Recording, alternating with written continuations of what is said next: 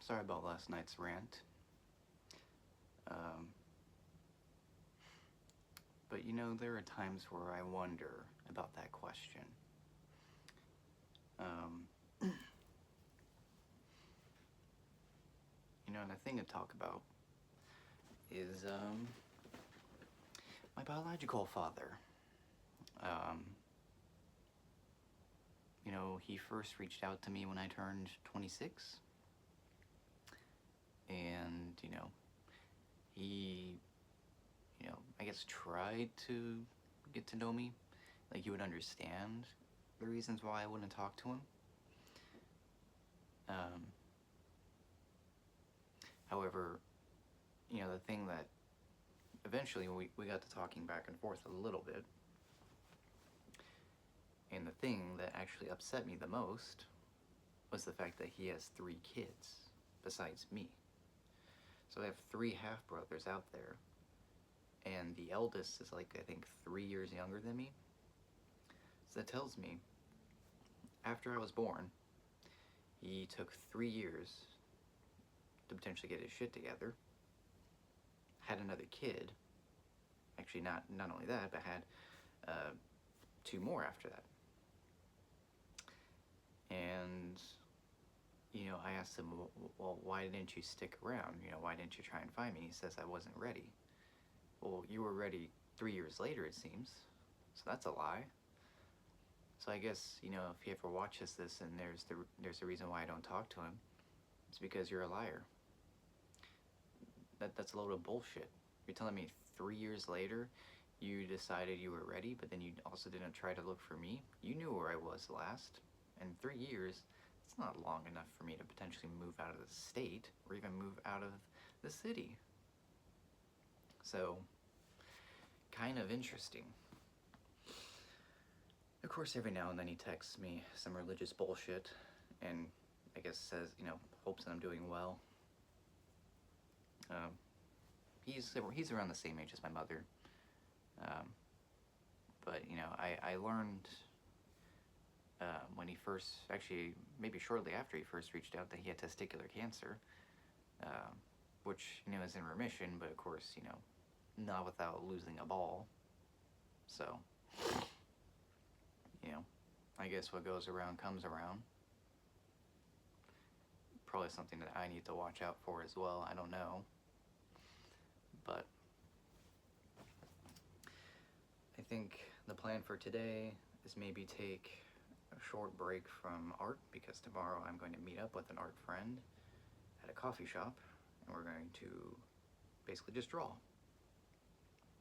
But I think today I'm going to look over some notes for my class on Monday and try and see if I can condense things to make it more palatable. I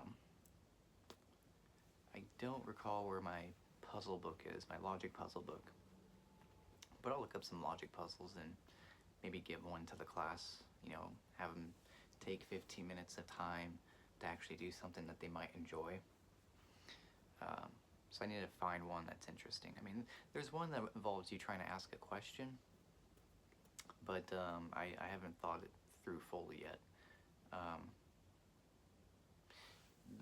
The logic puzzle that I'm thinking about giving them is that you're, going down a road and you encounter a fork in the road and that goes to 2 cities. One is the city of truth, where everyone tells the truth, and one is the city of lies, where everyone tells lies.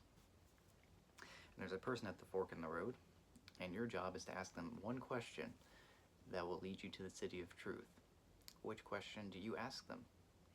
Now, you might be tempted to ask them, are you from the city of truth or are you from the city of lies?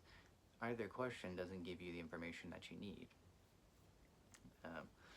Because if you ask them, are you from the city of lies, and they answer yes, well then A, they can't be from the city of truth, because then they would be a liar, so that's negated, and, well, that's a contradiction.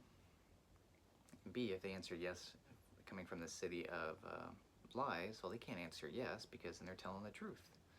So that option's out. Yes doesn't really tell you anything. It tells you that, it tells you there's a contradiction there. And if they answer no, so are you from the city of lies, and they answer no, well, then they could be a liar, because if they answer no, then they're lying. But if they're from the city of truth, and they answer no, then they're telling the truth. So no new information is given to you, and vice versa for the other city. So you have to ask a different question. I didn't think about the question yet. It's not like I really sat on this problem. I just thought of those first two questions and how it's not going to solve the problem. So anyway, fun stuff. Logic puzzles are fun because it gets you thinking. You don't have to solve a written problem. You don't have to try and sit down with a timer and see how long it takes to solve a particular problem. Again, that's what I think the problem is with the one-style-fits-all learning, and I've always felt that way. I never did well in school initially because I was bored. I hated it. Excuse me. But then my late father came along and started giving me more rewards if I did well in school. So now I had an incentive. Granted, school was still boring. There were some classes that were interesting. But now there was a reason to do well in school. I will say my favorite class I've ever taken, actually my favorite course, was probably say number theory. I didn't need it for my degree, but I took it one summer for fun because I knew the professor who was going to teach it, because we would ride the bus together, and he was a very friendly guy. He was the only professor I felt who was actually real with the students, who was actually down to earth, played on the same level as them, treated them as though they weren't just students, but like they were on the same playing field as him. He treated himself like he was a student, because that's really the way teaching should be. You're not realistically a master of the subject, like you know it well enough to teach others how to do well, but there's always something that you don't know about the subject. There's always going to be something that you will never learn about it. So I guess in the sense of mastering a subject, you know it well enough to break it down and teach it to someone else who doesn't have the same experience as you, then okay. But you're still a student for life, And I think that's one of the joys of life. It's one of the things that does honestly help me keep going in addition to the art, is there's always something new to learn. There are things that still pique my curiosity. It's just I can't be forced to explore that. I have to do it on my own. Like for instance, jobs. Jobs kind of force you to learn really quickly, or else you don't get money to survive. Well, that's not very good, is it? It's called the sink or swim model. And that's really what my old company had. They had the engineers try and train the newbies, and these engineers had years, if not decades, of experience, but they never had any experience breaking the information down. You may be a good engineer, but you're not a good teacher. So let me just put it bluntly. And I think that's what they need. They need more instructors, they need more trainers for companies. But they're not willing to do that. They want to continue to see if this stupid model of theirs works, and it won't, because people will continue to leave, and it'll be a revolving door. But hey, the revolving door now is shrinking, because my generation, as well as successive generations, are having fewer kids, so birth rates are falling. So let that sink in. Population is aging, fewer and fewer younger people that join the workforce. There's not enough, educated people to go around. What's going to happen? That's something that I think about a lot. It's just going to all come crashing down. I honestly feel like this is how civilization ends. I said it before. I always thought nuclear war would be our end, but I don't think that would happen soon enough than the collapse of society, where people just aren't well off enough, or even just have enough to survive to continue going. And they also stop bringing in kids into this world, so there's a knowledge gap. we fall back decades, centuries.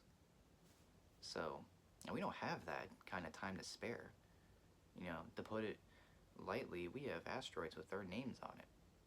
There's one potential asteroid that has our name on it in the year, 2400? We can't wait hundreds of years to come back to the level that we're at now. There's another asteroid that potentially has a much greater chance of striking Earth, and that'll be in 2880. So even still. But anyway, little rant, little ramble. So I'm gonna go eat breakfast. Hope you guys have a good day. Bye for now.